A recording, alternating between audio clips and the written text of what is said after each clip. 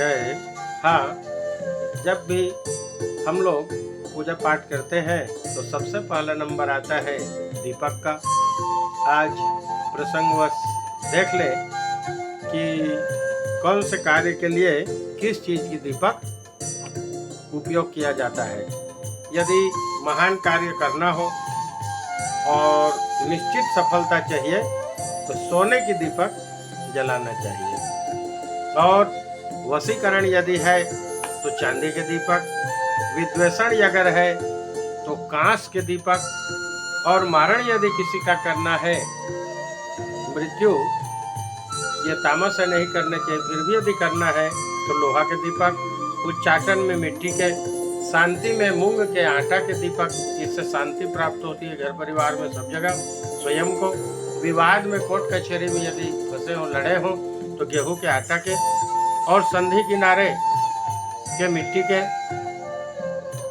स्तंभन के लिए मांस के चूर्ण, और सब प्रकार के सिद्धि के लिए ताम्र के दीपक का होना बहुत जरूरी है। ताम्र के दीपक सब कार्यों में सिद्ध होता है। जिस प्रकार से हम लोग भोजन करते हैं उसी प्रकार से ताम्र का दीपक जलाए और उसको धो करके रोज उपयोग में लेना चाहिए। जिस प्रकार से पंचपात्र आदि को धो के लेते हैं, इसी प्रकार से तब मनोकामना निश्चित पूर्ण होता है। दूसरा, जो दीपक बनाते हैं बत्ती हम लोग, उसमें एक तुलसी की लकड़ी ले लें सूखी, और रुई के भीतर उसको डाल लें, और डाल करके उसको बनाने से एक दिन में करें तो अक्षय पुण्य प्राप्त होता है, जिसको कहा नहीं जा सकता। इसलिए आप लोग अवश्य ये करें। दूसरा, दीपक का मुख किधर होना चाहिए। बहुत अभागे हैं, नहीं जानते, वो फूल बाती बना देते हैं। फूल बाती का कोई अर्थ नहीं होता, वैसा विधान नहीं है।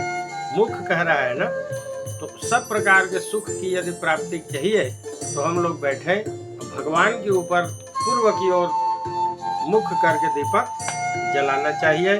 और स्तंभन यदि उच्चाटन या रक्षण करना है, विद्वेषण करना है, तो पश्चिम की ओर अपनी ओर कर सकते हैं, लेकिन ये उचित नहीं है, क्योंकि जब भी हम मोटरसाइकिल, बस, किसी भी चीज में बैठते हैं तो हेडलाइट सामने रहता है, और हेडलाइट के प्रकाश के माध्यम से हम लोग अपनी मंजिल तक जाते हैं। मंत्र भी पढ़ते हैं, भो दीप देव रूपस्तम कर्म साक्षी हुआ विघ्न कृता। इस प्रकार से विघ्न को दूर करें इस प्रकाश से, और भगवान इसकी सहायता से ये हमारे साक्षी हैं, इनके द्वारा हम आप तक पहुंचे करके प्रार्थना करते हैं। इसलिए पूर्व की ओर दीपक के मुख होना बहुत जरूरी है। और लक्ष्मी प्राप्ति के लिए उत्तर की ओर, और काम पिंडा 10 क्रम यदि हो मारण तो उसके लिए दक्षिण की ओर मुख करके दीपक जलाते हैं। और बत्ती हमेशा 1, 3, 5 ऐसे विषम ही रहना चाहिए तो श्रेष्ठ है। इसके बाद तेल आदि किसका लेना चाहिए।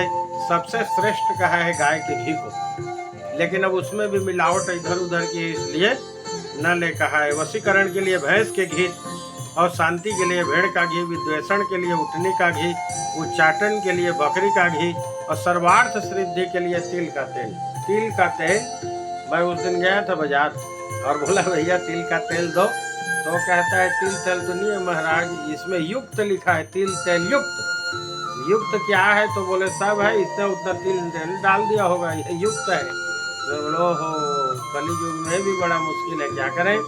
तब देखे, पता किए तो सरसों का तेल ये बड़ा सुंदर मिला, इसमें कुछ मिलावट नहीं रहता है, तो तिल का तेल श्रेष्ठ है, घी समकक्ष है, और सरसों का तेल ये उपयोग करना चाहिए। और दीपदान हमेशा सुबह शाम दोनों समय निश्चित करना चाहिए। बोलिए भक्तवत्सल भगवान की जय।